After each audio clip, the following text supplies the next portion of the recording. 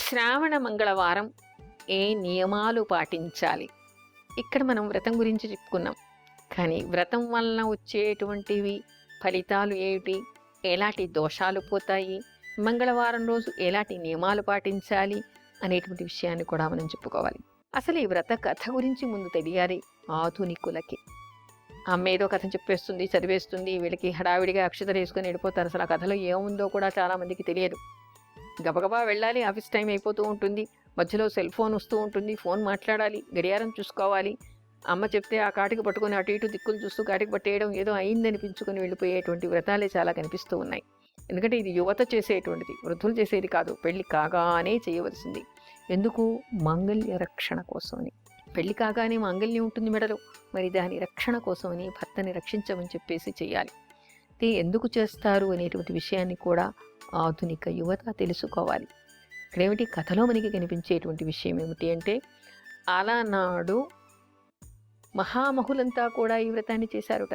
సతీ సావిత్రి అని చెప్పుకునేటువంటి ఆవిడ కూడా ఈ వ్రతాన్ని చేసిందని చెప్పేసి ద్రౌపదికి వ్రతం చేయమని శ్రీకృష్ణుడు చెప్పాడు అనేటువంటి విషయం కూడా మనకి కనిపిస్తోంది. అసలు ఈ కథ ఏ విధంగా ప్రారంభమైంది అంటే, పూర్వం జయపాలుడు అని ఒక రాజు ఉండేవాడుట. ఆ రాజు ఇంటికి పూర్వకాలం ఏమిటంటే, ఎవరైనా ఇంటి ఇల్లాలు, రాజు భార్య అయినా సరే ఇంటి ఇల్లాలే భిక్షమిస్తూ ఉండేది. శివుడు వీళ్ళని పరీక్ష చేయడం కోసం సన్యాసి రూపంలో భిక్షాటనికి వీళ్ళింటికి వస్తూ ఉండేవాడుట.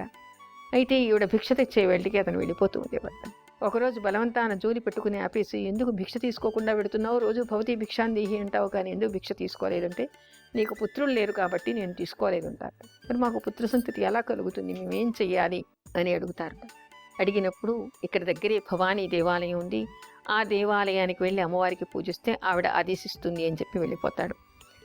అప్పుడు ఆ ఇద్దరు దంపతులు కూడా ఆ పక్కనే దగ్గరలో ఉన్నటువంటి భవానీ దేవాలయానికి వెళ్ళి అమ్మవారిని స్మరణ చేసి పూజిస్తే అమ్మవారు చెప్తుందిట, నేను సంతోషించాను మీ పూజను చూసి, మీకు సంతతి కలగడానికి నేను అనుగ్రహిస్తూ ఉన్నాను. అయితే మీరు పక్కనే ఉండేటువంటి గణపతి దగ్గర ఆ విగ్రహం బొడ్డుపైకి నా పొట్ట మీద కాలు పెట్టి పైన ఉండేటువంటి మామిడి చెట్టుకు ఉండేటువంటి పళ్ళని కోసుకుని ఒక పండుని నాకు నివేదన చేసి తర్వాత దాన్ని ప్రసాదంగా మీరు స్వీకరించండి, మీకు సత్సంతానం కలుగుతుంది అని అమ్మవారు ఆశీర్వచనం చేసి అంతర్ధానం చెందిందట. అప్పుడు ఈ దంపతులు ఏం చేస్తారు, అక్కడికి వెళ్ళగానే అమ్మవారు ఆశీర్వదించింది కదా, ఆశ పెరిగిపోయింది, అది దురాశగా మారింది.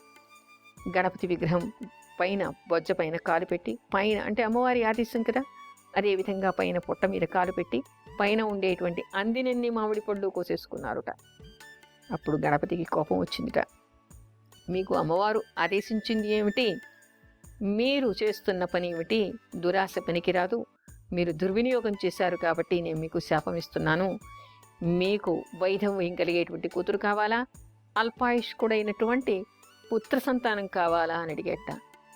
వీడికి పచ్చి వెలక్కాయ నోట్లో పడింది, ఏం చెప్పాలి? అమ్మా, అలాంటి వాళ్ళది నిజమైన ప్రేమ కాదు, అది వ్యామోహం. ఎగ్జాక్ట్లీ చిన్నత్త, నిజంగా ప్రేమించుకున్న వాళ్ళు అలా చేయరు. ఎంత మనసు విరిగిపోతే కన్న కూతుర్ని పట్టుకొని మా దృష్టిలో చచ్చిపోయా ఉంటుందా తల్లి? అది సరే అమ్మా, తన కూతురుతో తన మాట అనేటప్పుడు ఆమె మాటల్లో వ్యథ, కళ్ళల్లో బాధ గమనించావమ్మా?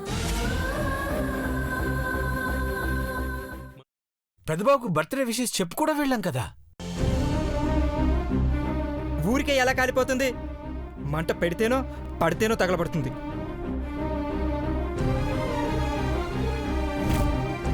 కరెక్ట్ చిన్నబాబు, నీకొచ్చినట్టే నాకు డౌట్ వచ్చింది. పార్వతే షర్టును తగలబెట్టిందనుకుంటా.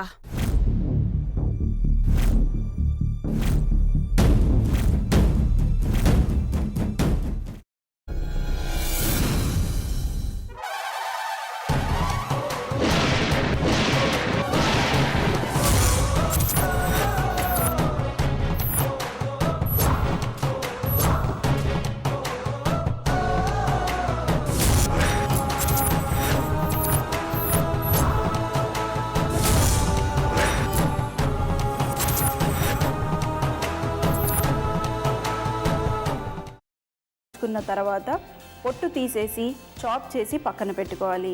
ఒక ప్యాన్లో కొద్దిగా నూనె వేడి చేసి అందులో ఆవాలు, మినప్పప్పు, శనగపప్పు, కరివేపాకు, సన్నగా తరిగి పెట్టుకున్న ఉల్లిపాయలు వేసుకుని 1 నిమిషం పాటు వేయించుకోవాలి. ఆ తర్వాత కాల్చి కట్ చేసి పెట్టుకున్న వంకాయని కూడా అందులో వేసుకుని బాగా మిక్స్ చేసి బౌల్లోకి ట్రాన్స్ఫర్ చేసుకుని అందులో తగినంత చిక్కటి పెరుగు లేదా పల్చటి పెరుగు వేసుకుని మిక్స్ చేసి అన్నంతో కానివ్వండి, చపాతీతో కానివ్వండి సర్వ్ చేసినా చాలా బాగుంటుంది.